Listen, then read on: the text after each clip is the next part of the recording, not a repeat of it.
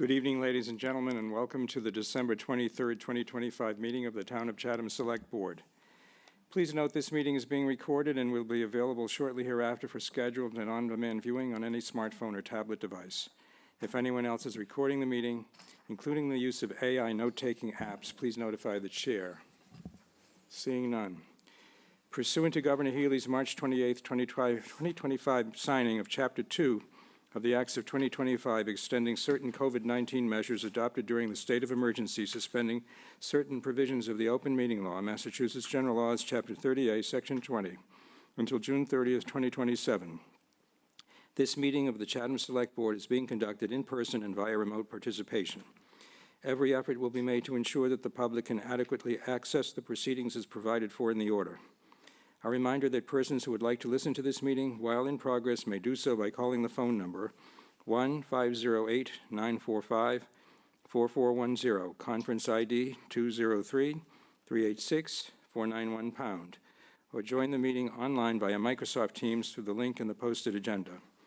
While this is a live broadcast and simulcast on Chatham TV, Xfinity Channel 1072, despite our best efforts, we may not be able to provide a real-time access. We will post a record of this meeting on the town's website as soon as possible. First item of business is to establish a quorum. Ms. Davis? Present. Mr. Dykens? Present. Mr. Smith? Present. Chair is present. Mr. Metters is not with us this evening. We'll first take up the minutes of December 3rd, 2025. Is there a motion? Move the minutes, Mr. Chairman. Second. Moved and seconded. Are there any corrections? I have none. Chair has two, minor. Page 3, third paragraph, second to last line. In the parenthesis, it says FF and F. I think it means S. I think you mean FF and E. Furniture, fixtures, and equipment. And then on page 6, Pretty good. final page, in the roll call for adjournment, my name is missing. Thank you. With that, I'll ask for a vote. Ms. Davis? Aye. Mr. Dykens? Aye. Mr. Smith? Aye. And the chair is aye. That's 4-0. Public announcements and agenda item requests. The chair has a few, but I'll defer first for the board members if you have any from the public. In the room? Seeing none. Online? Seeing none. Well, first I want to publicly note the passing of a couple of people. First,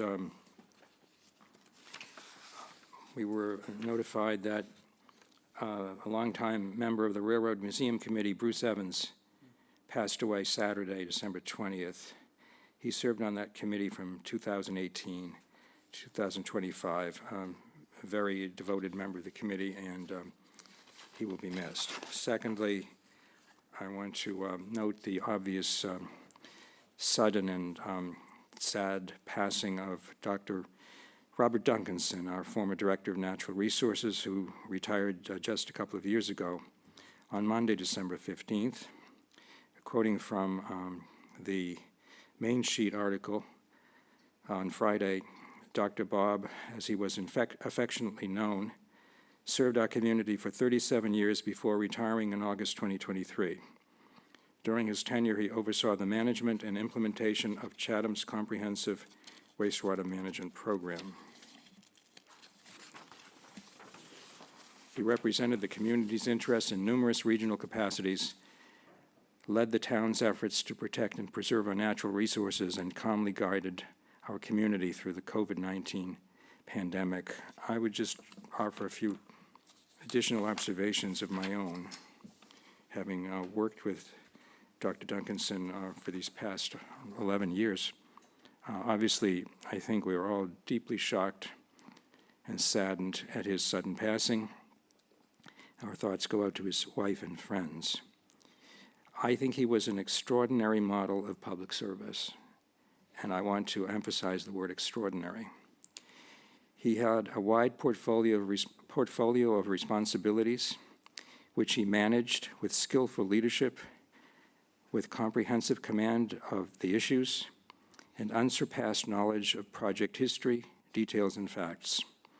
Whenever he was at the podium here, he knew how to read the room. He knew what to say and how to say it with considerable patience and respect. He will be widely missed. We were very fortunate to have had him in our employ. May he rest in peace. A couple of other announcements. We want to congratulate, this is happier news, Dr. Robin Millen, who was appointed last night as the next superintendent of the Monomoy Regional School District by the Monomoy Regional School Committee. I personally think this was an excellent choice. I suspect my colleagues on this board agree. As many people know, she was the former principal of the Chatham Elementary School. Next, a reminder that all town offices are closed beginning Wednesday, December 24th at 12 noon through Friday, December 26th. Offices will be open on Monday, December 29th. The transfer station will be closed on Friday, December 26th, but will be open again on Saturday, December 27th. And finally, a reminder that there will be no Select Board meeting on December 30th. The next meeting of the Select Board will be held on January 6th, 2026. With that, we will proceed to the next item on the agenda, which is a public hearing to consider the taking pursuant to General Laws, Chapter 79, of permanent easements on private roads for the installation and maintenance of sewer mains and, as necessary, of remedial takings of previous easements, all regarding water and drainage for sewer Phase 1F-1, which involves private roadways, specifically Lorenzo Buckway, Joshua's Way, Rumson Lane, Harold Lane, Stephen Drive, Victoria Drive, Nelly's Way, Woodpecker Valley Road, Beacon Hill, Songbird Lane, Crosby Way, Aunt Zilpa's Road Extension, Evergreen Lane, Island View Lane, Jedediah Way, and Shady Acre Drive. With that, I will ask that we open the public hearing by having the board clerk, Mr. Smith, read the public hearing notice. Town of Chatham Select Board Public Hearing Notice. Notice is hereby given that the Chatham Select Board will hold a public hearing on Tuesday, December 23rd, 2025 at 5:30 p.m. in the large meeting room at the Town Hall Annex, 261 George Ryder Road, to consider the taking pursuant to GL Chapter 79 of permanent easements on private roads for the installation and maintenance of sewer mains and, as necessary, of remedial takings of previous easements, all regarding water and drainage for sewer Phase 1F-1, which involve private roadways, Lorenzo Buck Way, Joshua's Way, Rumson Lane, Harold Lane, Stephen Drive, Victoria Drive, Nelly's Way, Woodpecker Valley Road, Beacon Hill, Songbird Lane, Crosby Way, Aunt Zelpa's Road Extension, Evergreen Lane, Island View Lane, Jedediah Way, and Shady Acres Drive. All interested parties are encouraged to participate in person or remotely via the link in the posted agenda. Thank you, Stuart. Call on our Director of Public Works, Rob Faley, to present this item. Thank you, Mr. Chair. So this public hearing, as mentioned, is to establish permanent easements on private roads for the installation and maintenance of sewer mains under sewer Phase 1F1, and to a lesser extent to clean up previous easements regarding water and drainage. Many roadways in Chatham are private, meaning the road is owned and or maintained by abutting property owners. To install sewer and other public utilities on private roads, permanent easements need to be established in accordance with state statutes, Massachusetts General Law, Chapters 79 and 83. Private road easements are only for the road layout or right-of-way. The town is not taking ownership of the road or any rights outside of the road layout. Water and drainage facilities have been included in the order of taking document, as prior research has indicated that not all roads have clear easements for water installed in past years.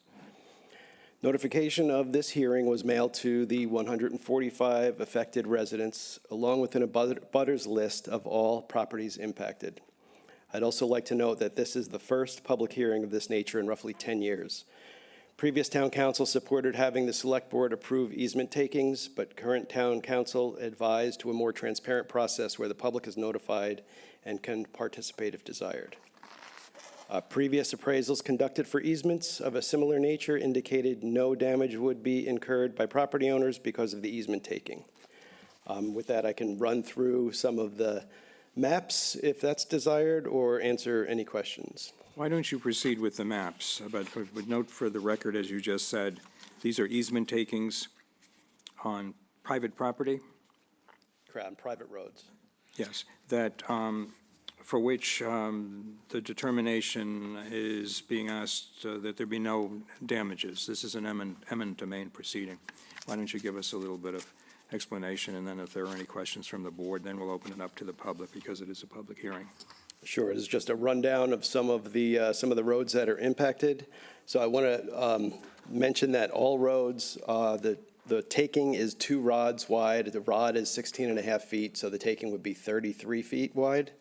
Except Island View, that would be a 40-foot wide taking, and that's because of the depth of the sewer. There would need to be a wider impact on that road. So this is Lorenzo Buck Way and Joshua's Way, showing all the abutting properties. Next is Harold Lane. Sorry, the scale is pretty small. Stephen Drive, Rumson Lane, and George Ryder Road South was a previous easement taking that we had performed. This next map is Victoria Drive and Nelly's Way. Then we have Woodpecker Valley Road, Beacon Hill, and Songbird Lane, and Aunt Zilpa's Road. I think that's Aunt Zilpa's Road Extension, yes, and Crosby Way. Evergreen Lane is on this map, and this is Island View Lane. Up top is Jedediah Way, and in the bottom is Shady Acre Drive. And that's the last of the maps. So essentially, again, we're taking easements within the private roadway. That's correct. We're not going onto people's lawns or driveways. Correct. And when we install sewer, we will stub it out to this proposed right-of-way limit. And some of this is essentially housekeeping with respect to previous takings for water lines. Is that the case? That's correct, yes. And although this board does, almost all of us have been involved in some takings previously of similar nature for the sewer system. I remember when Dr. Duncanson presented them. This time, the property owners are being notified in advance.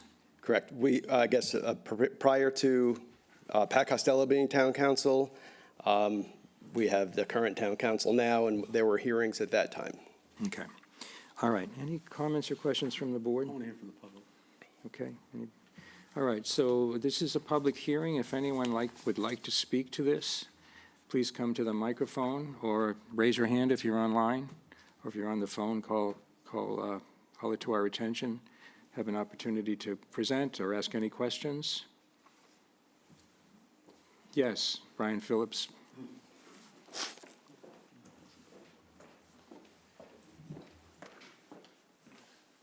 Brian Phillips, 374 Orleans Road. This is to Chairman's question about taking people's lawns. You said you're doing 32 feet, right? 33. Some of these roads are not that big, so wouldn't that go over onto people's properties? Yes, thank you. In some cases, the easement would incorporate some of the frontage on the properties, but it doesn't mean we would be impacting it. That would just allow us the right, when we are constructing the sewer project, that we may impact some of the front of those properties. Okay, thank you. Thank you. Any other questions or comments from the public? I don't see anyone else in the room, and yes, sir. Yes, and please identify yourself. It's Paul Mangottes, 35 Aunt Zilpa's Road. Just checking on the easement widths. Again, our road is maybe 20 feet wide at the most, and just wondering if there's possibility to get a copy of the plan that shows easements on our individual properties, if we contact you or through the engineer.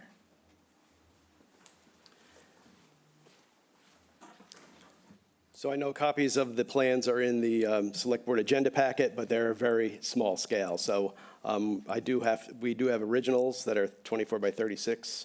I have to file those with the Registry of Deeds. We can try to make something available, at least electronically, that you can maybe print, or we can print it a slate later, just go. Sure. You could come to the department also and look at them in person if you'd like. Okay. Anybody else? All right, I'll bring, yes, is someone else? Okay, bring it back to the board. Mr. Dykens? Thank you, Dean. So is most of these, are the sewer lines going to be deep enough to be gravity fed, if you will, with the connections? Are we going down deep, or what's the deal on?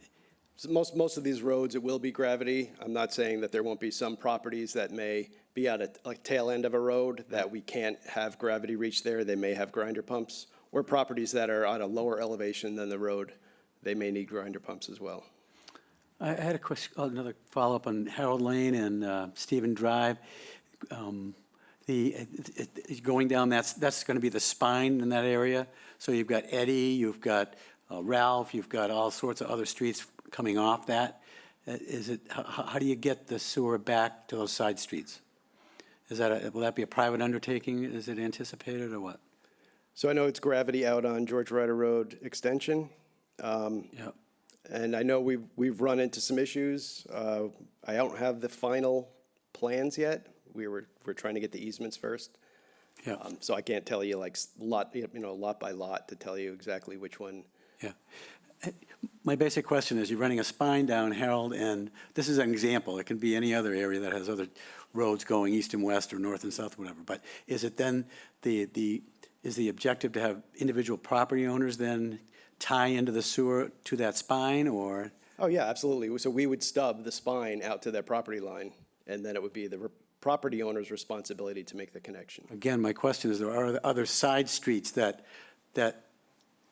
you'd have to build a whole infrastructure, a whole sewer Now, infrastructure? most of these are small neighborhoods, kind of dead ends and cul-de-sacs. Yeah. So we're just cleaning up. So the spine was built on Route 28, was installed a number of Yeah. years ago. So Yeah. these are just kind of cleaning up some of those neighborhoods so they can tie into the gravity sewer. Am I not answering your question? No, we'll talk another time, Rob. I apologize. Thank you. Yeah. You mentioned grinder pumps. I don't want to get into a whole tangent on them, but the status of that is that the town has identified, do we have a contract yet with Mahoney? So there was some language that was going back and forth between town council and their attorneys. The final document is in F.R. Mahoney's hands, and we're just waiting on signatures at this point. And the town is going to provide a free grinder pump to anyone that is compelled to connect. That's correct. Needs the grinder pump, plus $2,000 for help with the installation, which largely is an electrical thing. Correct. Okay, great. It's F.R. Mahoney, it's the E1. Okay. Any other comments, questions from the board? Is there a motion? I move to approve and execute the order of taking for easements in private ways for public sewer, water, and drainage facilities as described in the agenda. I would just offer an amendment that it be with $0 for damages awarded. I'll amend my motion with $0 for damages awarded. I'll Is there a second it. Second, okay. I will take a vote then. Ms. Davis, Aye. Mr. Dykens. Aye. Mr. Smith, Aye. and the chair votes aye. Thank you. Close the public hearing, so, thank you. Next, we have the consent agenda. If anyone wants to speak on an item on the business agenda, they can do so now or concurrently when the item comes up. I don't see anyone. I'm sorry, I said consent agenda. We have no consent agenda items. And the public comments I just described, so I don't see anyone who wants to make public comments.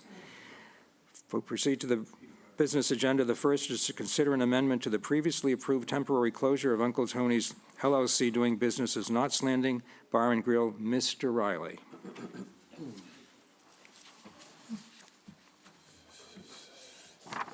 Good evening. I'm the junior partner filling in for Mr. Norcross.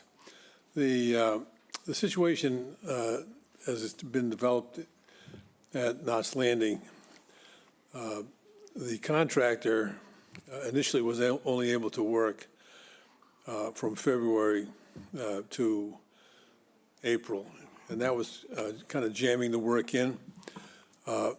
He's been able to get free sooner, so he can begin work on January 1st. That will ensure that the work is done in a much more workmanlike manner and make sure it's complete in time for the opening on April 1st. So we'd like to extend the closure to include January as well as February through March. Any questions or comments from the board? No. Or is there a motion? Mr. Chairman, I move to amend the temporary closure of Knott's Landing Bar and Grill to January 1st, 2026 through April 1st, 2026. Is there a second? I'll second that.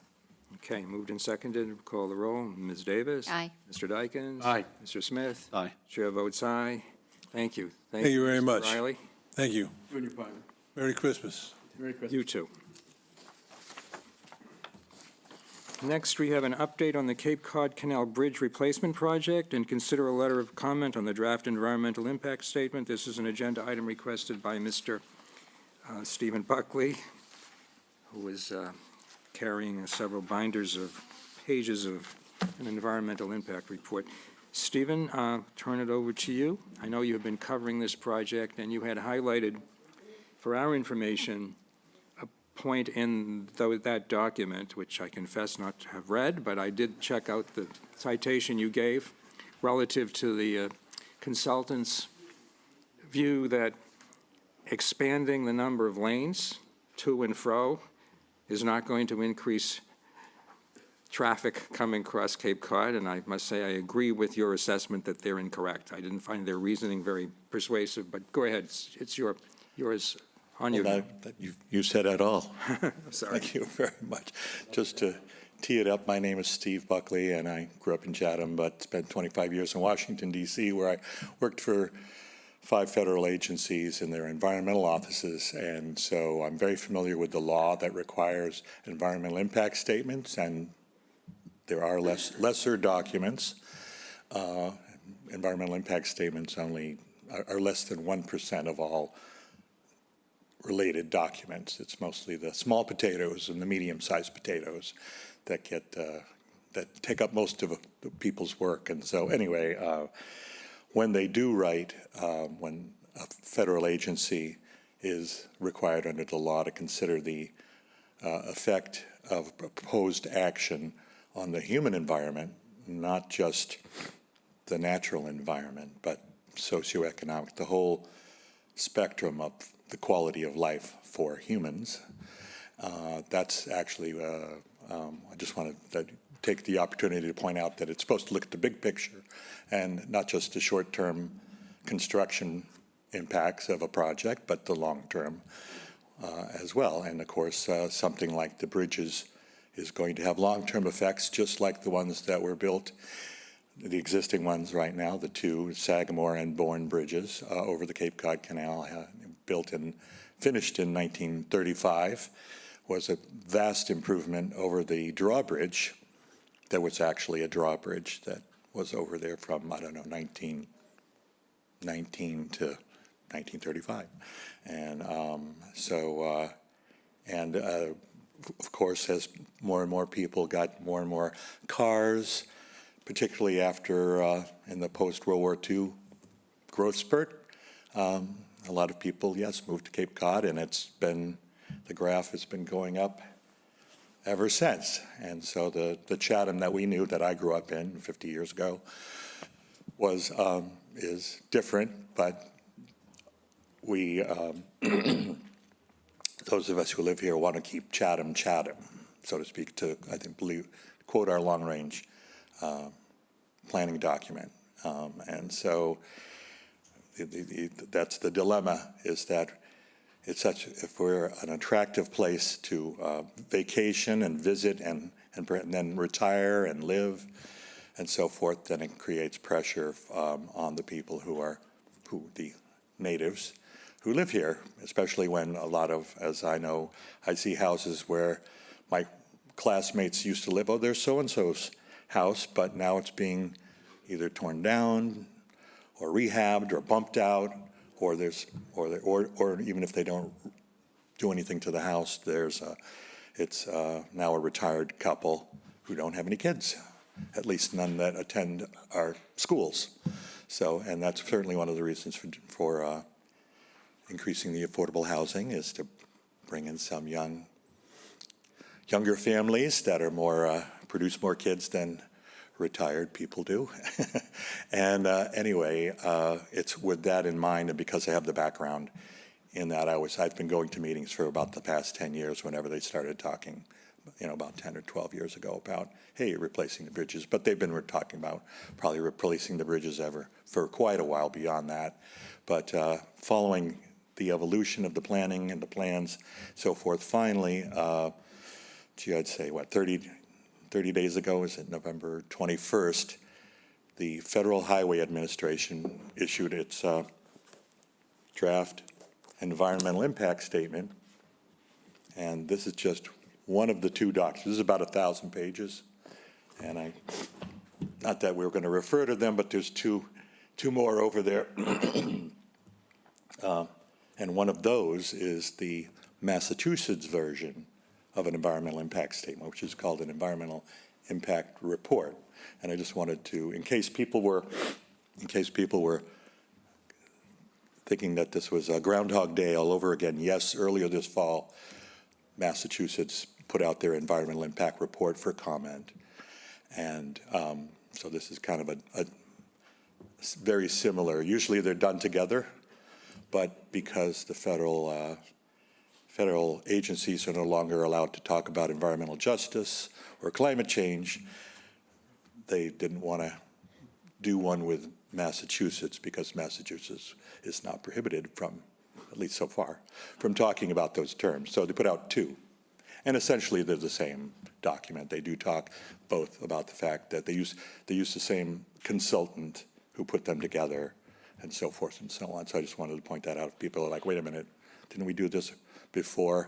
So anyway, this is the second bite at the apple, so to speak. And even though it's now going to be over Thanksgiving and Christmas, and there may not be time to comment by at least within the town government to issue something, I realize that January 5th is the due date for comments.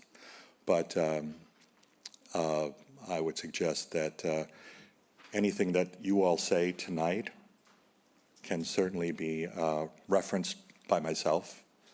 I mean, I'm going to make a comment, and I might say, oh, by the way, here's a link to a video where the Chatham Select Board made comments. Your video, of course, is a public document, and you can say whatever you want. And I'm guessing that at least one person on the board is questioning the theory behind the fact that wider bridges will not make Chatham and Cape Cod more attractive place to visit, and also perhaps to retire. So, and basically what it comes down to is in going to these meetings and raising that concern, the consultant, or rather the head of the Massachusetts DOT, Department of Transportation Office, responsible for overseeing this project and the Office of Mega Project Delivery. That's the official name. There's only two in Massachusetts, and this office was just created like a year ago.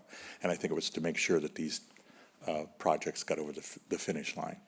And Louisa Pawlonsky is her name. And in responding, she's been basically saying, well, we are, and I'm paraphrasing her, let's say, we are comfortable with our analysis, period. I mean, essentially that. We've paid a consultant. The consultant, surprise, says, oh, we don't want to go there. In essence, there's nothing, that's not going to happen, so we're not going to talk about it. So in all these pages, that's all it really says, is that there's one sentence that I pointed to. I think in the packet that I gave to you, I referenced a sentence, and I won't pull it out now, but it says, nope, there won't be any increase in traffic. That's it. We don't want to go there. And anyway, it's called, if somebody was to pull up the document, and if you Google, for those who are listening or watching later, you can Google Cape Cod Bridges Program and scroll down, and you'll find the link to the draft environmental impact statement. And I believe, I forget what page it's on, but I think I said 4. It's in the packet, or 28, it's in the select packet. board packet, Yeah. they could follow that. Anyway, you can scroll, but if And you do Kathy's pulling it up induced now. demand, So- that's the key. So as I understand it, there's a December 5th comment deadline to MEPA, the Mass Environmental Protection Agency, on this draft environmental impact report. Is that the correct? Yes, Statement of the facts. and there's that's basically, a picture tells 1,000 words. And I mean, anyone, yes, the comments are due by January 5th. It doesn't mean that they won't listen to something that comes in on January 6th or later. And as a matter of fact, on that note, I have asked the county version is called a DRI, or a Development of Regional Impact Review, and that's where they look at projects and so forth. But because this isn't a county project, so to speak, that the Cape Cod Commission has said, well, we're not going to do anything about it. This is all good enough for us, in essence. But I have asked the under the regulations, a select board or the Board of Commissioners can ask the Cape Cod Commissioners to do one anyway. And I've asked them to do that. So there may be another thing. And even though it's after January 5th, we can still do our own local, regional version of an impact statement and see if they come to the same conclusion as the people in Boston and Washington, D.C. So anyway, but I did want to go back to that one picture. I think, like I said, that one picture tells a lot. And there you see they're planning on 2 bridges to replace one. So this would be the Sagamore going off Cape. Mm-hmm. And instead of 2 little lanes with with the high potential for head-on collision, this is wider than the whole bridge, the whole existing bridge now.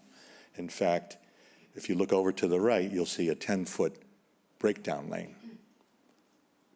And even if you took away that 10-foot breakdown lane, that would be the equivalent of the 40 feet that we have now. Right now it's 4 10-foot lanes from curb to curb, and no margins or anything. And so anyway, you'll see that, yes, there's 10, and the new lanes are 12 feet, like regular highway lanes are now. And then there's, but anyway, what I'm trying to say is that if you were to take the existing Sagamore Bridge, add another 10 feet, and made all the traffic one way off, that's what the traffic flow would be. And to me, that's somewhere between 50 to 100% that peak capacity. During peak periods means that would be able to handle about somewhere between 50 and 100% more traffic on and or off in both directions. So to say that people won't notice that, some soon-to-be retired couple is thinking about, well, should we retire to New Hampshire or to Cape Cod? They're thinking about it, and then all of a sudden the bridge, not all of a sudden, but they go, wait a minute, the bridge is going to open in next year or something. Mm-hmm. Yeah. Maybe now Cape Cod looks more familiar for retirement. So anyway, and there was, I did get a little piece in the Cape Cod Times on the front page yesterday. If people have a copy of that hanging around, they'll see that I raised the issue in that. But I didn't say it would spur housing. I said it would spur second home housing. So just wanted to clear that up too. So there may be another opportunity if I get someone to do that. But I don't want to get into the weeds on all of this, but I just wanted to get your sense of anyone's sense. And like I said, whatever you say here, you don't even have to. They might listen to a video more than reading a letter from the board. So go ahead. Well, thank you for monitoring this project and for bringing this to our attention. My comments earlier were simply a reflection of how I reacted when I read those pages and saw those. I wasn't passing judgment on whether it's good or bad. I do think we need new bridges. And because the original bridges, as I understand it, were built for basically a two-lane passage, one north and one south. And then they made each single lane into a double lane, and that's why it's very tight there and pretty dangerous. I just didn't buy their reasoning for concluding that it wasn't going to affect the volume of traffic. I think, in my view, it clearly will increase the volume of traffic, and that there are good and bad potentially aspects to that. I think of the workers who come in the morning, go home at night, and others, they're visitors or potential residents, and possibly younger families who come down here and whose children populate our schools, that sort of thing. This would be a good thing, so you don't have to wait an hour at the bridge, or if you're working off Cape, you're living on Cape, the same thing. So I don't myself see the need for the board or the town to submit formal comments. I mean, obviously, our staff hasn't had a chance, none of us, to read these thousands of pages. But I'll throw it open for any comment from the board, if you'd like. Jeff? Thank you, Dean. Stephen, thank you for your attention to this. Frankly, I think the 3 lanes, one way, going off and coming on is a huge improvement. I'm very familiar with the amount of folks that commute on and off the Cape to work here. They can't afford to live here, but they want to work here, so they do commute every day. And the amount of traffic in the morning and in the evening is extraordinary. I agree with your comment and the chairman's comment about the increased capacity will bring increased traffic and increased interest in getting to the Cape conveniently. I have concerns about just from exit 9 to exit 11 and beyond to the Orleans Rotary and beyond that.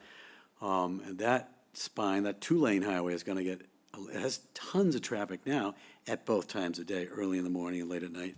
Imagine an increase in overall capacity as well, saddled on top of that, piggybacked on top of that. So I have concerns about the double-lane highway down our way, if you will, down the Lower Cape. So I would like to voice that. I think it's going to be a concern going forward. I think the bridges are phenomenal. I mean, they're going to really, really help, but they are going to be, it's going to increase traffic. Yeah, I think the bridge proposal is a good one. Me too. I agree with you about this neck of the woods. I'm glad you're using the old exit numbers, because I couldn't even tell you what our exit number is. I pay no attention to that nonsense. Yeah. But sorry. But, yeah, what? Can we vote on that? Yeah. But I do think in the last 10 years that it's gotten worse. Oh, it's unbelievable. Shireen, I think you had something Yeah. to say. No, just fascinating. Stephen, thank you. To have somebody looking out for our interests during these meetings is pretty key, and to bring back the information to us is good. Obviously, the bridges are antiquated and quite dangerous. As you had noted, the head-on collision genre, scenario is possibility and happens often, and then there is a lot of traffic that goes daily across to and fro on the bridge that is workers, that work here, and also visitors and residents. We all try to time our departures off the bridge. Oftentimes if I'm traveling or Ernie and I are traveling, we're always thinking about when's the best time to leave the Cape to get to the airport, things like that. But I've seen the presentations that the MassDOT has done. Their website is pretty informative. I think the safety issues are outweighing some of the other issues. There is no doubt that a wider road is going to bring more people, and you're right in your analysis. So, I concur with you on that, if that's enough to say. But I think that, we also have to look at the improvement as what the cost benefit is going to be.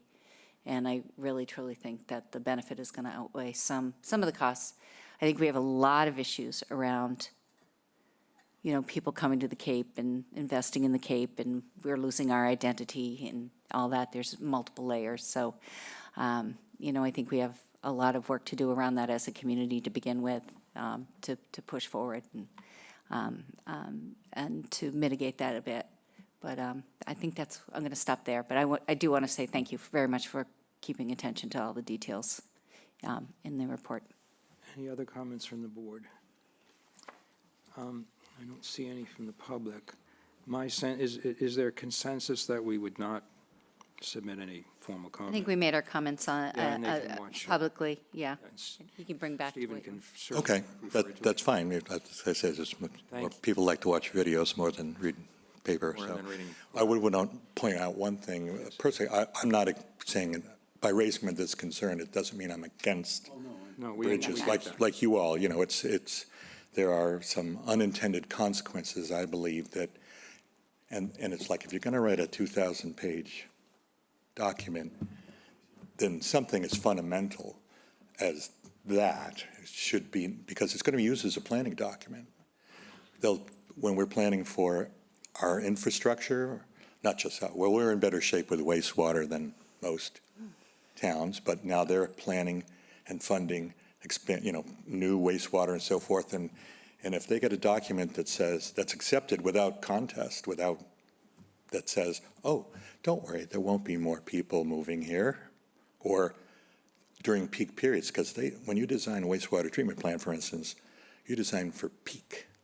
You don't design for average, like who's living here? No, wait a minute, how many people are going to be here on the 4th of July week? Things like that. That's what you design for, is the peak. And if the peak's going to be higher, then that should be, then this should be as accurate as possible.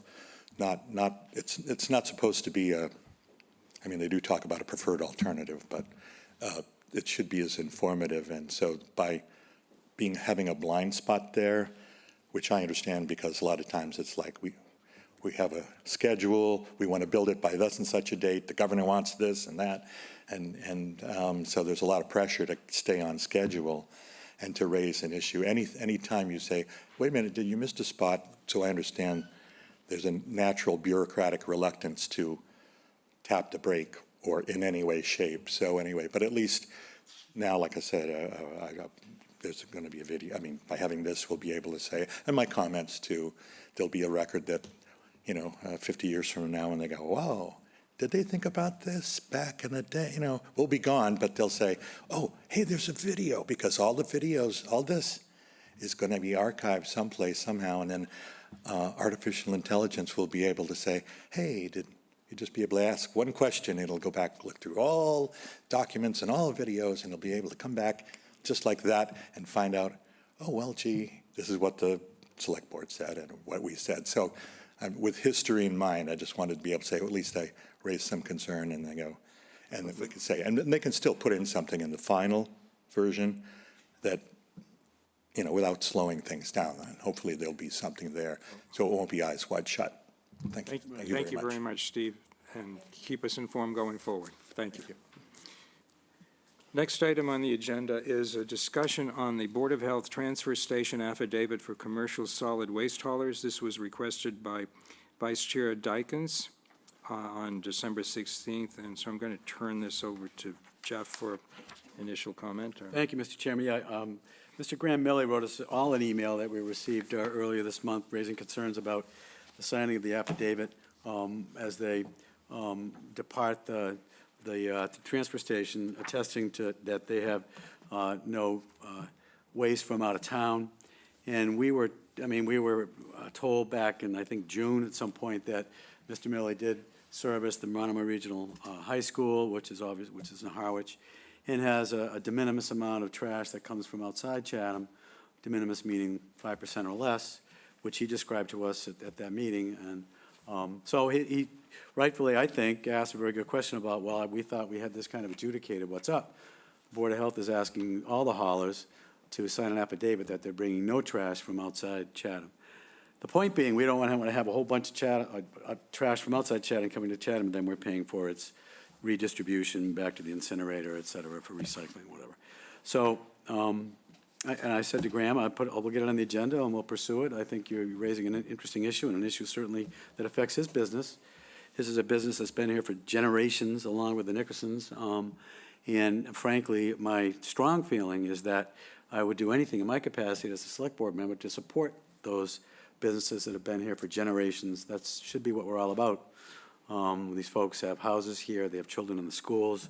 These businesses have been handed down or purchased even from parents, et cetera, and there's a lot of hard work that's gone into their building.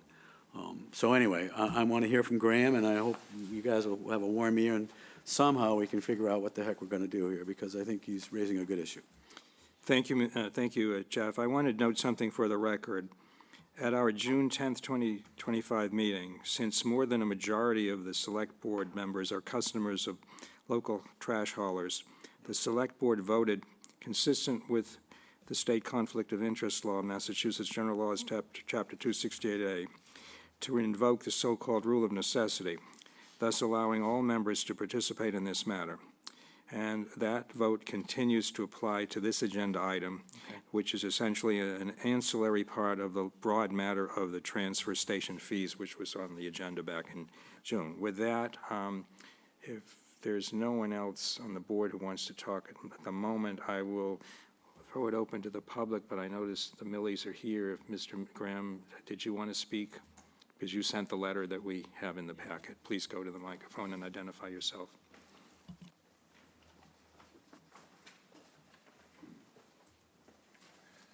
My name's Graham Milley, co-owner of Milley Trucking, and we've been Chatham's disposal company since 1928. So as you mentioned, we were in this room discussing the transfer station fees back in June 10th, and at that time, the Board of Health affidavit was brought to light. At that time, it was my recollection that the Select Board did not exactly agree with the proposed affidavit, and the meeting minutes from that June meeting even reflect, quote, "There will be a future public hearing held by the Board of Health on those regulations at a future date," end quote. To my knowledge, there was no meeting held and no hauler was asked for their input. This affidavit was slid in at the end of our permit application and done so after claims that there would be a public discussion about it. So I'm glad that we're here now finally discussing it, but our permits do have to be renewed by the end of the month. So this repeated disconnect between the rule makers, the trash haulers, and the selectmen is starting to become exhausting. I think we're very lucky as a town to have two small local haulers. Very few other towns on Cape are fortunate to have two long-time small hauling businesses. Most of them use large corporate haulers now, and they're using trucks 3 times their size, and they're dumping obviously much larger waste, and they're hauling it off Cape by themselves. So it's easy on the surface to tell us to dispose of any trash picked up outside of the town, to be dumped out of the town. And this is where that disconnect between the rule makers and our business becomes blatantly obvious. First and foremost, we don't want to operate out of our town. Chatham is where we've always operated. We like operating here. We use the small trucks that don't have the long range that these bigger corporate haulers have. But the reason we do operate outside of the town, it's a necessity to maintain our customer base. A great example is Monomoy School District. We offer trash and recycling service there every day, and the pricing remains consistent across the district. This pricing would change dramatically for just the Harwich-based schools if we had to dump Harwich trash outside of Chatham. And so now Monomoy's faced with a tough decision. Do they pay extra for the Harwich schools to us to cover those disposal fees? Do they hire a corporate hauler just for the Harwich schools to save money? Or do they hire a corporate hauler for the entire school district to make their billing and logistics simpler? So just like that, Milley Trucking loses a longtime Chatham customer just because of this affidavit and its phrasing. Mind you, there are Chatham residents, students, that are going to school in Harwich producing this trash. And these, I have numerous examples of this. So I mean, they're endless. The Chatham restaurant owner, but he lives in Harwich. He doesn't need 2 haulers, one for his home and one for his business. So when his home in Harwich, the price skyrockets over there, he'll consolidate and he will choose the one corporate company for both locations. So we will lose a Chatham business as well as that Harwich customer. So I can go on, and I know the point being that it's not as simple as it seems on the surface. It is a small percentage of out-of-town trash that we do bring to Chatham, but it has a larger impact on our overall business as well as the community. So at the end of the day, I think I'd kind of just like to know what the goal is here of the affidavit. If we're trying to limit the huge corporate haulers that are dumping, you know, the 20 tons of trash per day, or are we trying to just handicap two local businesses? Something as simple as limiting the transfer station commercially to businesses that reside and pay taxes in Chatham could still prevent those large corporate haulers with allowing us to operate as normal. So just an alternative maybe to that affidavit. It's the same idea, but it doesn't handicap us. I mean, Nickerson and us, we're both taxpayers here, our warehouses are here, our employees are here. That seems to make a little more sense, unless the intention is to handicap Could you our repeat, business. could you repeat that idea, Sure. please? The idea would be limiting the transfer station commercially to just businesses residing and paying taxes in Chatham. So the haulers that reside and pay taxes here. I have my warehouse here, my office is here, my employees live here, same with Ben here. Okay, thank you. Thank you. Oh, I'm sorry, were you finished? I I'm done. interrupted you. I'm open to questions, though, if anyone. I have one initial question, and Yeah. then we'll open it up for more. In your presentation back in June and in your letter, Yep. you indicate that probably about no more than 5% of your trash comes from outside Chatham. I would say weight-wise, yes. And is most of that 5%, or what, do you have a sense as to how much of that 5% comes from the Monomoy Regional School District? A large majority of it. We're there every single day during the school year. We're 5 days a week, so. Okay. Any, Jeff, and then Stuart? Well, I'd like to make a, you know, I'm open to any and all suggestions to effect a compromise to support our local businesses, Millie's and Nickerson's. Whether it's an exclusive or not, I don't know, but I would at least posit or suggest that, if possible, investigate whether or not town council would opine on our giving a waiver to Millie to do the Monomoy Regional School System. It's arguably, our students go there, our residents of Chatham are there. It's a regional effort that makes a lot of sense, and I'd be very comfortable, and I'm sure a lawyer, excuse me, but I'm sure a lawyer at some point will get in the way, but I think that makes a lot of eminent sense, at a minimum, to say to the Millies and to Graham, hey, look, it's okay to get Monomoy. Again, just one thought I had.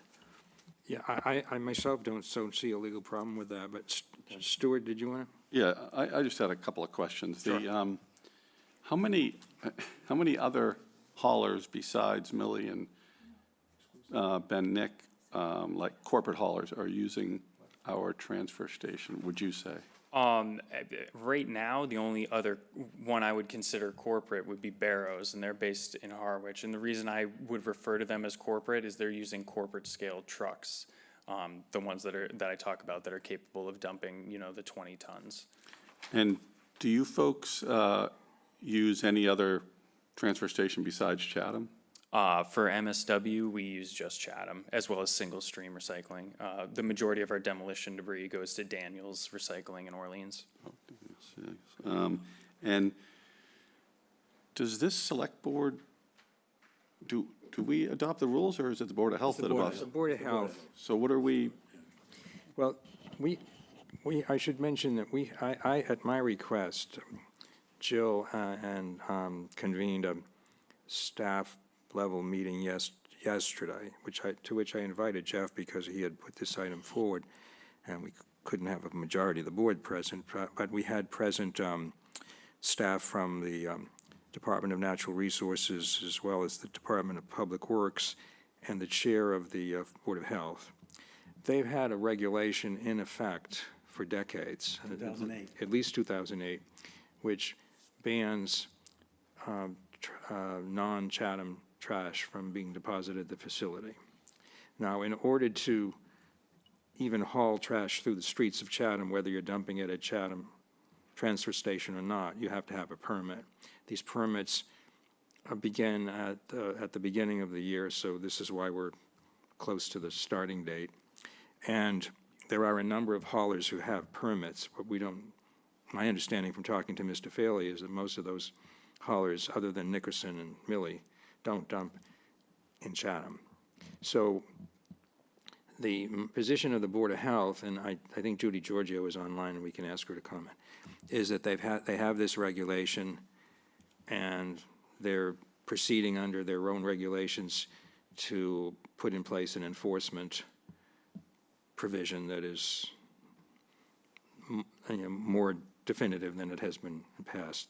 So they've come up with this affidavit that would be asked, whereby, which the haulers are being asked to sign when they apply for the annual permit. And also a second, I don't know if it's an affidavit or an attestation when the trucker shows up at the facility to sign or to say, Yeah. there's no Chatham, non-Chatham trash on it. So that's why this is here. We're taking it up because Mr. Millie sent us a letter and Jeff asked us to take this up.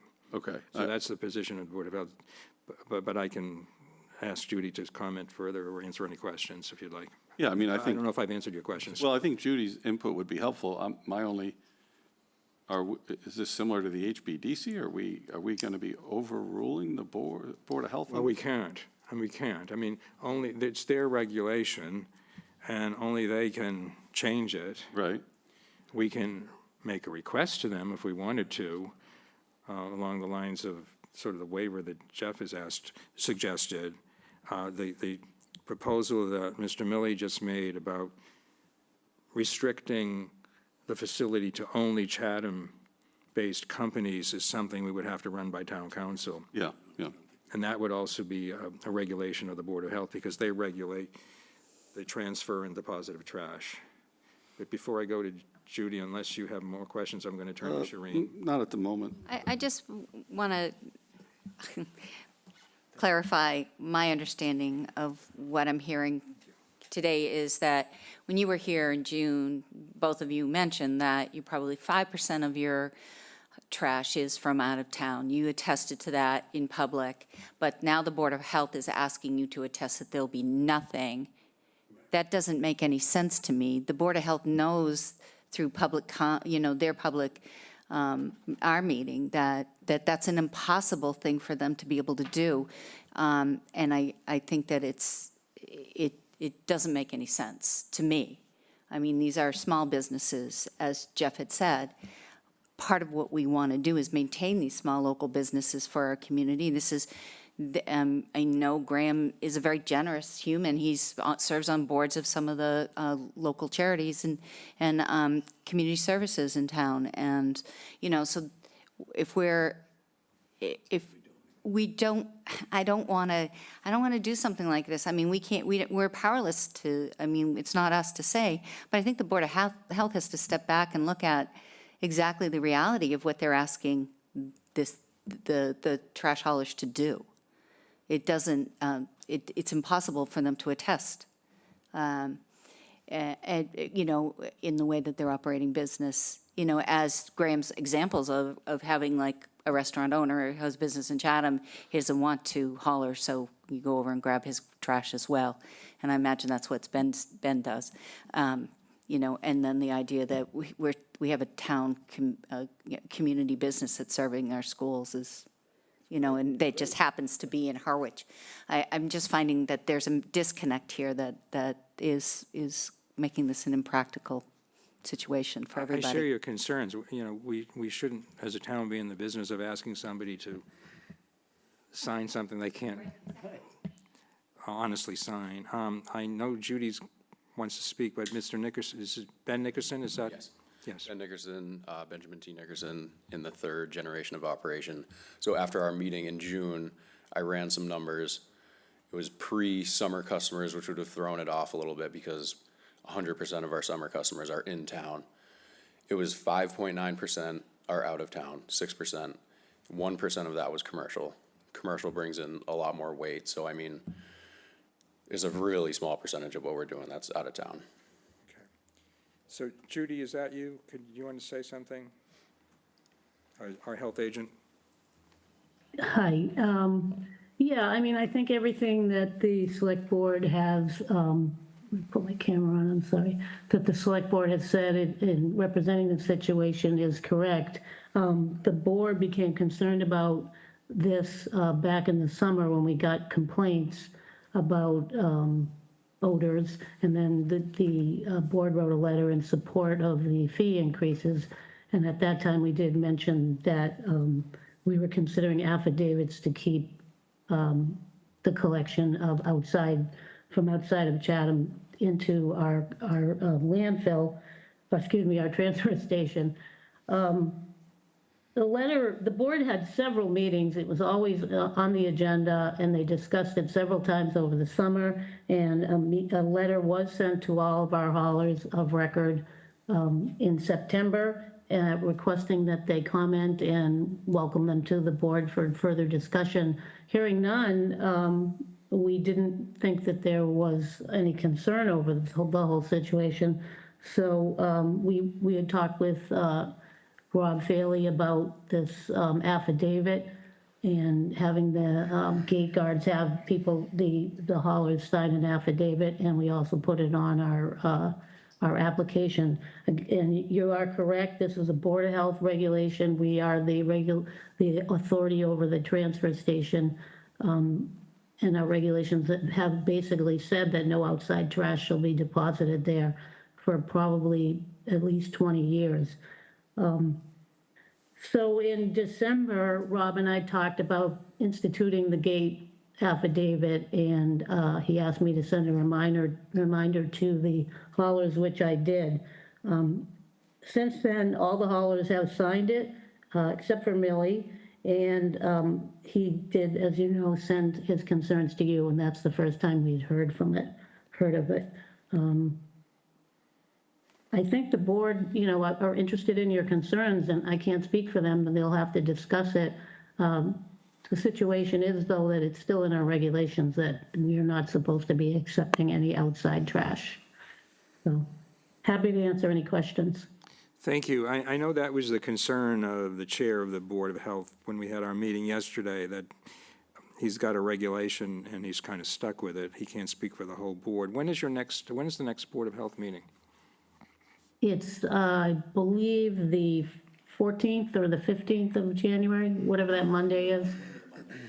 So what happens if somebody has not signed the affidavit by January 1? Are they not going to have a permit? Are they not going to be able to haul trash through the streets of Chatham and deposit it at the facility? Theoretically, yeah. I mean, they're not supposed to be coming into the transfer station if they don't have a valid permit. Okay. Any questions for Judy or comments? Shireen? Judy, can the permits be conditionally given? If there's, if somebody, like if the Millie company didn't sign their, they didn't sign on to the affidavit.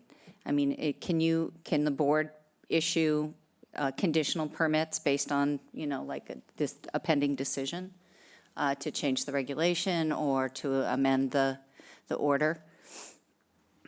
I would have to, discuss that with the board and check with town council. I don't see why we couldn't, but I would want to find out. I can't see cutting a business off at the knees and say you can't haul trash for, until we have a Board of Health meeting. It doesn't make any I sense. don't think that was their intention at all. I think they felt that, because we were hearing complaints from the public about outside trash and the odors and the condition of the transfer station for tipping floor, they pursued this to just make sure that we were getting only trash from Judy, Chatham. how did they know that it was the out of town trash was the odorous trash? Say that. Well, they don't, for sure. Okay, yeah. I mean, we do get By a the way, lot great of, question, What was the Shireen. question? Thank you. I'm sorry. How did they know that the odorous trash Was the out of town trash? Come on. I'm going to ask. I don't think they do. I mean, in the summer, we get a lot of commercial, obviously restaurant trash and, Right. Yeah. I have one more question, Yeah, go Mr. ahead. Chair. Are you fine with that? The other piece to this, Judy, is, I guess this is a question you don't have to answer, but I'd love to hear what it would be, is oftentimes we initiate all these, like you attest to this, and what are the consequences? What is the enforcement or the inspection that would occur to prove that somebody did not have or did have out-of-town trash in their hauler? And then, number two, what's the enforcement of that consequence? I mean, That would be up to the staff at the transfer station. They would have to, basically have somebody dump on the side and pick through it if they felt that there was a concern. I think enforcement would be losing your right to haul into the transfer station. It's not something we've ever done. And that's not part of this current enforcement plan, and that's in. there is no enforcement plan in place, largely- is what I'm largely an asking. honor system. No. You sign the affidavit. Okay. I have a question from Mr. Milley, and then I'm going to ask, I know you want to speak, Brian, but I'm going to hold off on that for a moment. And then I'm going to ask Mr. Faley to come answer a couple of questions. You heard Mr. Dyken's suggestion about a carve-out for in your case, for the Monomoy district.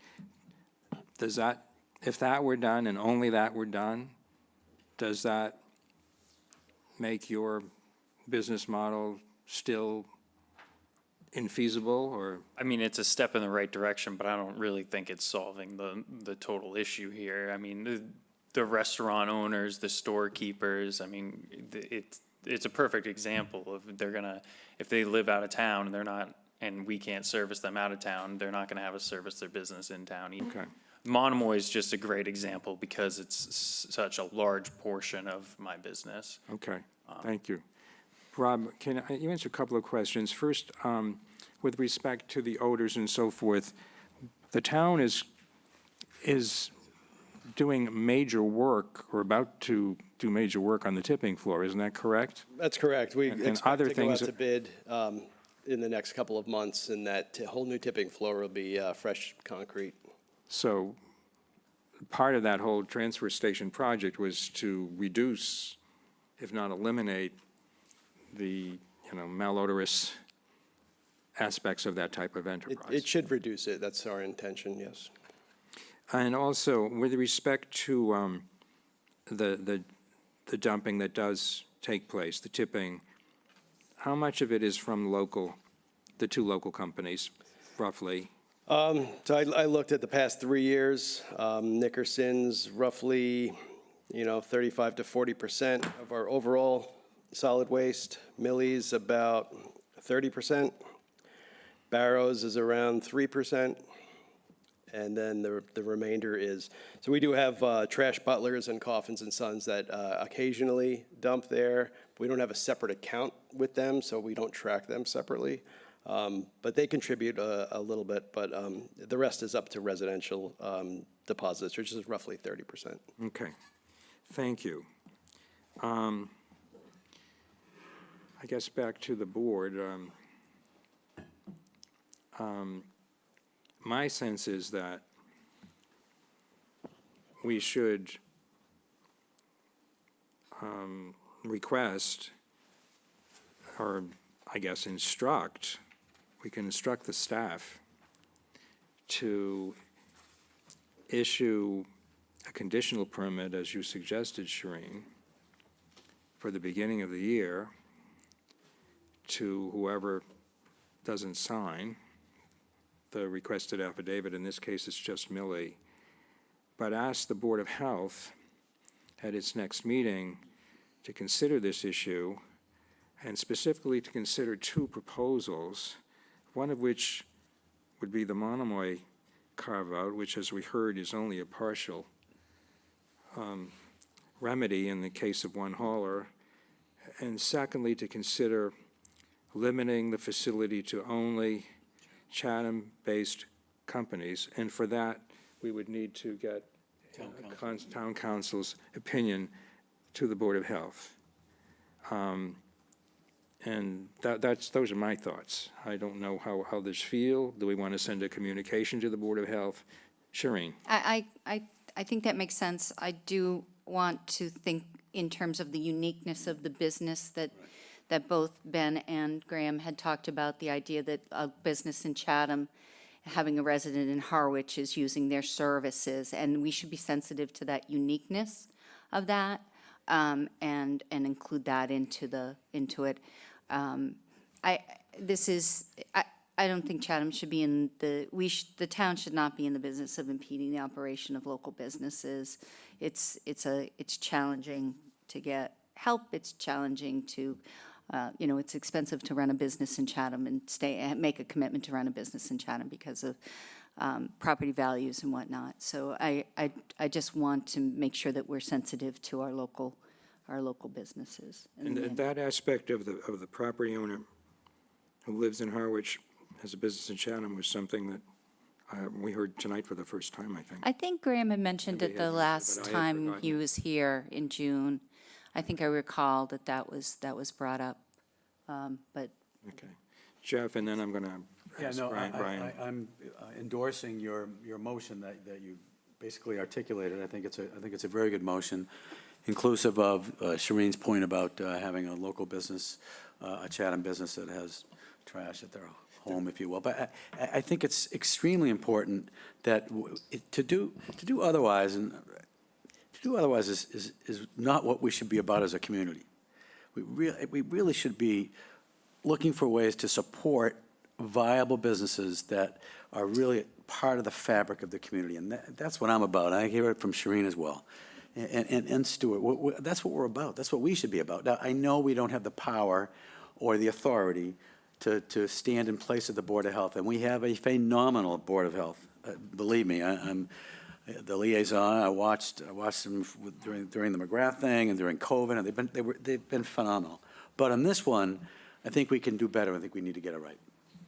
I share your appraisal of the Board of Health. I've publicly commended them for the reasons you have stated. I do understand the predicament they're in. In order to change their regulations, they have to have hearings. It's a long process. But at the same time, maybe there's something that they can do on an expedited basis or short of that. So I'll ask Brian Phillips, you wanted to speak. And if there's any other public comment, either online or in the audience, we'll take that too. Brian Phillips, 374 Orleans Road.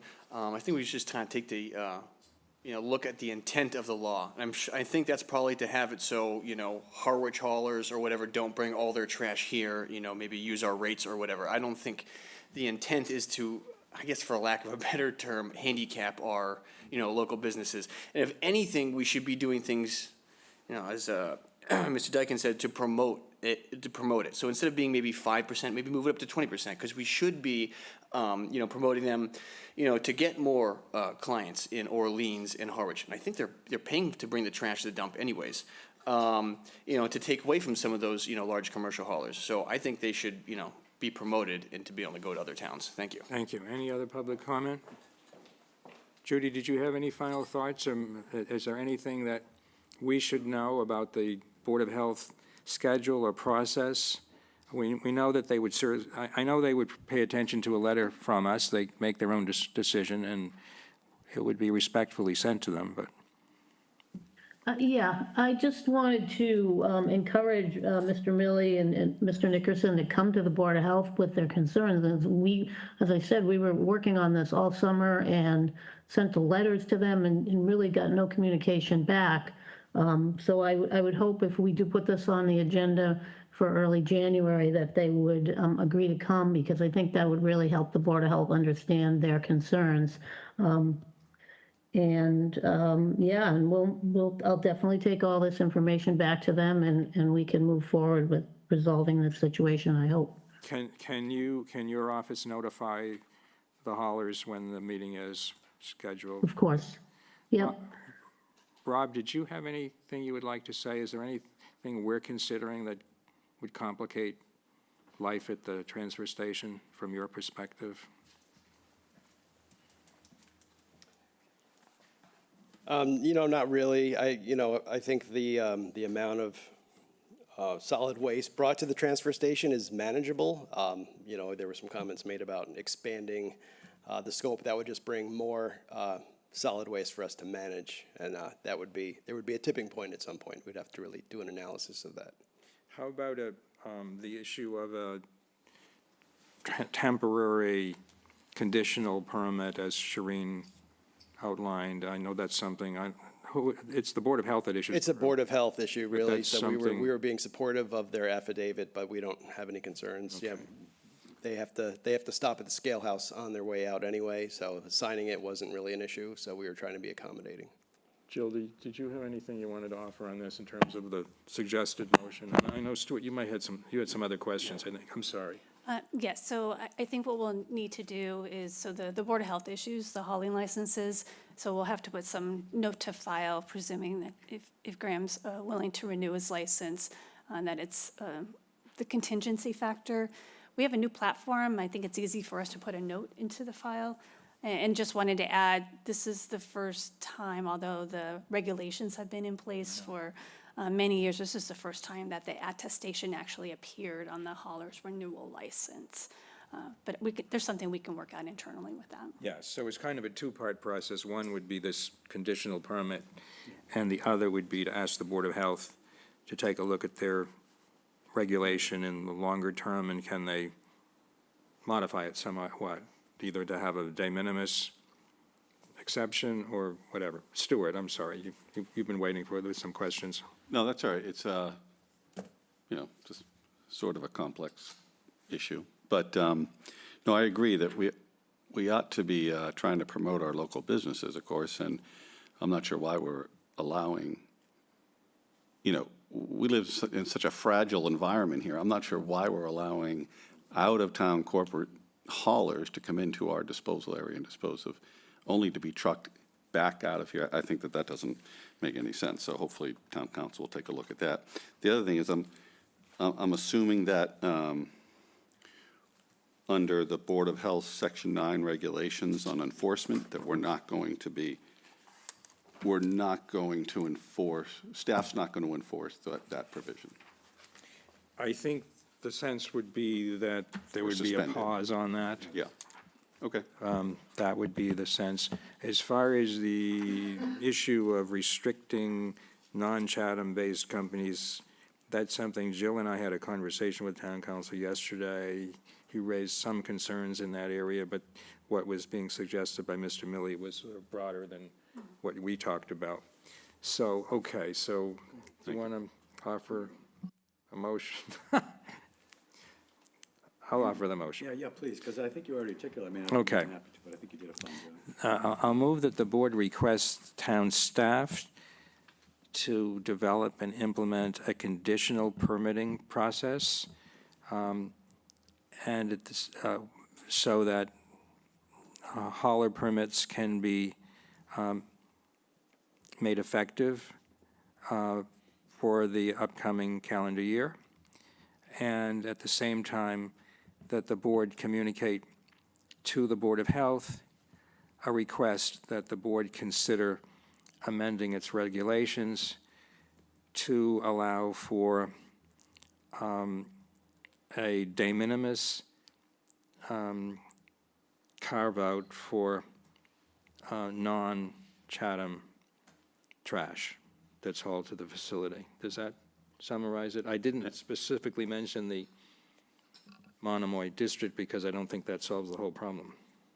But we can, as an alternative. Well, I'm going to go to the meeting as the liaison, so I'll be there as well. I'll speak. If we want to add that as an alternative, fine, but I'd rather give them the broader, Yeah, I think the broader strokes. Or the consideration of Other- specific waivers. Or the consideration of other specific waivers. all right, I'll take that as the part of the motion. Then And I'll then we- second that. It's been moved and seconded. And that we pause enforcement of, Yes, we'll add that in as well. Got all that, Kathy? Kathy, you got that?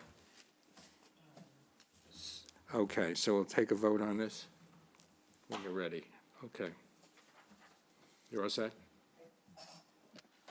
Could you please repeat the part about the pause and, what was the last part? Sorry, pause. just pausing enforcement enforcement? under Section 9. Section 9 of the Board of Health regs. Yeah, temporarily pausing. Yeah. enforcement. Okay. All right, take a vote on that. Ms. Davis? Aye. Mr. Dykens? Aye. Mr. Smith? Aye. Chair votes aye. So what will we do? I'm sorry, did someone second? Yes, Shereen did. should we have a letter to the Board of Health? How do we want to do that? Can staff draft a letter and I'll sign it, or an email, whatever? We'll get it out tomorrow morning, at least. I mean, we can say at its meeting, the select board voted to A, B, and Can you C. do I need to? Typically, I just transmit, Send it I out. have Yeah. a standard Okay. transmittal Okay. form that I send after a board vote that I can Okay. use. All right, And you'll copy us? yes, Yes. Yes. I will. all right. I think we're done with this. Thank you, Judy. Thank you. Thank you, Mr. Millie, Mr. Nickerson. Thank you, Judy. Thank you. Thank you, everyone. All right, next is the consider ratification of the town manager's appointment of the Deputy Director of Public Works, Tom Barr, as the Chatham Tree Warden, and I'll turn to our town manager, Jill Goldsmith. Thank you, Mr. Chair. So this is a little unusual. When we had the retirement of Dan Tobin, we didn't necessarily have a staff that was or a staff person who was a certified tree warden. The person prior to the deputy director, Tom Barr, acted in that capacity temporarily. So in the interim, I asked the board to appoint Dan Tobin at post-retirement as the interim tree warden. And in looking at the charter, there really wasn't a mechanism to appoint a tree warden. So, and Dan Tobin had it for like 35 years. So with Tom working hard on a certification that's very difficult, he just received it. I thought out of continuity of progression of the select person's vote, that you would reaffirm my recommendation to appoint Tom Barr as our tree warden. So that is what I'm respectfully requesting the board to do. So this is we're following the advice that was given to us back in 2023 by our former town council, Pat Costello, who basically said, I looked at the charter, I looked at the bylaws. The general laws say that if the town has a bylaw provision or takes a vote, and I would assume that means a town meeting vote, the tree warden is appointed. But he says, well, we don't have that. So the charter says that appointments, if there's no provision elsewise, the select board make an appointment, but it also says the town manager appoints department heads and so forth. So I guess out of an abundance of caution, he advised that the select board, at that time, vote to appoint Dan Tobin as the interim tree warden. And now we have someone who has been certified to take the position and has been acting in the position. So that's where we are. And if there are any questions or comments, Stuart. Sure. I mean, I wasn't here, obviously, in this capacity in 2023 for Mr. Costello's. I think what he was trying to address, because it says it in his email, that he was trying to address the interim tree warden appointment. I'm not sure that there's a select board role here. It seems to me that this position is appointed like any other position under the charter, or most other positions, and that's made by the town manager. Very simple. Maybe Mr. Costello was trying to address some oddities at the time, but clearly in 1-6 of the charter, it says, where provisions of this charter conflict with provisions of town bylaws, rules, regulations, orders, or mass general laws or special acts, this charter shall govern. So, we can vote on it, but I don't see a role for the board here. This is, in my mind, very clear appointment by the town manager, and the select board appoints election officers, town council, and the town manager, and that is outlined in under the select board's 3-2. So, Okay.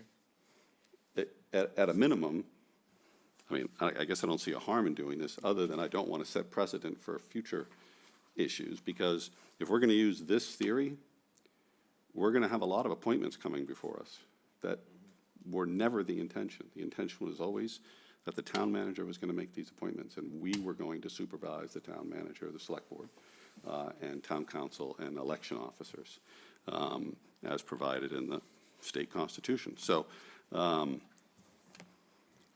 at a minimum, I'd like to hear from present town council's opinion, because I do believe he was trying to address an interim position that had some issues at the time. Okay, I understand your point. Shereen? I think we can amend the motion just to support Jill's, if the board's comfortable to support her designation of the tree So warden. you're suggesting the town manager make the appointment, but we endorse it? Or take no action. I don't really want to dilute the hard work that Tom Barr has done to get certified, but it also, I mean, there's hearing wardens, there's other positions that are, I believe the select board appoints, but this is really about, I was going to put it in my town manager's report. And then looking back, the only appointment on file is an interim appointment that has since expired. So I'm fully comfortable making the appointment, but I want it to be just very public about the interim being expired and that the public now knows we have a tree warden and it's Tom Barr. So what if we had a motion to endorse the town manager's appointment of Tom Barr as the tree warden? So moved. Does that help? It's the same thing. So if there's any question, no action's needed. I'm know, just- informing you of the appointment of Tom Barr as the tree mean, warden. I am perfectly comfortable with Jill's appointment of Tom Barr. That is not the issue. The issue I hear is, you. the issue is, we have a process, and where there's been errors or omissions or whatever in the past, we ought to fix them. And this is a clear one. If we're going to do this sort of thing, the next time, in 2 years, when the Shellfish Constable is up for appointment, then she's going to have to come before us and get endorsed. And I don't think that that's the process that we adopted 30-odd years ago when we adopted the charter. Okay.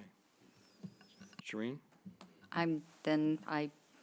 We should take no action, but we should acknowledge the hard work of Tom and congratulate him on getting certified. Congratulations. And really do appreciate and endorse that he is our tree warden. Job But I well don't think done. we need to take any We'll take motion. that as a motion.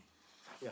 What you just said. Okay, Congratulate him, yep. express our appreciation, and express our satisfaction that he is the tree warden. Exactly. That's seconded. Yeah, I second that, and congratulations on it being certified. Thank you very much. And the town manager, if she hasn't already, will formally appoint him. Yes. Okay. All right, so we have that. Moved and seconded. We'll take a vote. Ms. Davis? Aye. Mr. Dykens? Aye. Mr. Metters? I'm sorry, Mr. Smith? Yes. And the chair votes aye. Okay, the last item is the town manager's monthly report. Thank you, Mr. Chair. So this is the town manager's monthly report for November, as well as a few current items. In the announcements today, the chair noted the December holiday closures and schedule of holidays. And then also, again, because the audience for this report is the public as well, to inform them that the board has set the date for the annual town meeting for Monday, May 11th, 2026 at 6 p.m. at the Monomoy Regional School Gymnasium on Kroll Road. And with that, the date of the annual town election will be held on May 14th.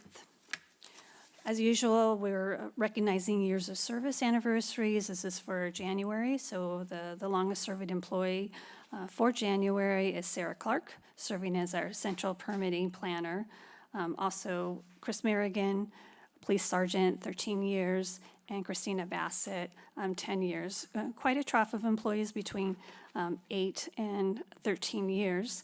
And then our newest employee is Jason Jones. He's our transfer station heavy equipment operator. So also want to thank these employees for the hard work that they do every day. And then I want to announce the new hire of Odane Powell. Odane is a Chatham resident, and he has been appointed as the division laborer. He began on December 15th, and he had previously worked maintenance at Broadreach, and prior to that, he worked at True Green Lawn Care. Also, he served in the U.S. Army National Guard, where he worked as a heavy equipment operator, so we're very excited to have him as part of our team. Promotions, I wanted to note, you saw this last week, Candace Cook is promoted to the assessing director, and this was the announcement we made when she was promoted. And then we also want to announce or announce for the public the retirement of Dale Kelly, who Candace had was promoted to her position. The other employee that wanted a very low-key announcement of retirement is Police Officer Jeff Phillips. He's served as a police officer for 21 years, but in 14 years with the town of Chatham, and he most recently served as our court officer. So he's very involved in the Harwich community, including the Harwich Mariners for Cape Cod Baseball League, and he will be retiring as of December 29th, 2025. We do have a proclamation that the chair has signed, as well as a certificate of appreciation. There's no formal party, so we'll figure out something to do with the police department in order to recognize Jeff's services. And then, as we have in the regular monthly report, there's position openings and a really good index that Kathy puts together for all the projects and items of high community interest. So I am happy to answer any questions you may have. So the position, thank you, Jill, the position of assistant assessor is open. That's Yes. Candace's former position, so that's the staff in that department is, in that division is down to just 2 right now. So given everything that's going on, it's important to get that filled. Absolutely, yep. And our Director of Human Resources is on leave right now, so who's handling those functions? So higher level human resources I'm handling, and the day-to-day items, Lisa Steele, she's our department coordinator, and she's very well-versed in human resources and personnel policies. Okay. Any comments or questions for Jill on the town manager's report? I continue to like the pictures. I think it makes it a lot easier to read. Jeff? Yeah, I like the pictures too. It sounds stupid, but no, I think it's a great report. It's comprehensive. Everybody really ought to take a look. It's online. Really, folks should take a look. It's great. Anybody else? Nope, good report. I just had and this may be to page 29. This may be too much in the weeds. You just let me know, Jill. The short-term rental under this local receipt comparison, I mean, that's kind of self-explanatory, I guess. And I can see that it's an increase, 56,000 or 55,000. The traditional rental, is that, what's a traditional rental? That's the hotel motel. Is that the hotel motel? And, because that's a significant increase. Am I reading that right? It is, looking at that, I think they call it the third quarter comparison. Yeah. But overall, I know it was slightly down as of June 30th for that entire fiscal year. So we're watching that, but looks like the last quarter was a very good quarter. And, I mean, I'm just, negative 38,000 for solar payment in lieu of taxes. Is that So that's the reduction amount. These are monies that we get for our solar panels back to us? Is that? Yes. That is? oh, is that, And it's we have contracts with various entities? Yes, and that's the payment in lieu of taxes. So this is more of an assessing item versus the actual revenues from the panels. okay, well, So they previously would have paid taxes, but they put the panels up. I'm always. It's pretty technical. It's just showing that there's been a drop in the amount of payment that's been made in lieu Okay. of taxes. Okay. In the, I just look at like, okay, sewage charges. More people are hooking up to the sewer. You would think that that would be am I reading that right? Wouldn't that be a more of a positive number? Or am I, It's 19,000. Yeah. Rob is still here. Yeah, I don't know if Rob sees that part of the spreadsheet. But again, this is looking 5 months into the new fiscal year. okay. can have Carrie- I can follow up with Carrie. I was just curious about some of there's interesting numbers as we enter the budget season. Thank you. Okay. All right. No other comments on it. I'll entertain a motion, but first, want, on behalf of the Select Board and Town Manager and the staff, wish everybody in Chatham happy and safe holidays over the next 2 weeks. Motion to adjourn, Mr. Chairman. Second. Moved and seconded. Ms. Davis. Aye. Mr. Dykens. Merry Christmas. Aye. Mr. Smith. Merry Christmas. Aye. And the chair votes aye. Good night, Chatham. Happy holidays. We are adjourned at 7:06 PM.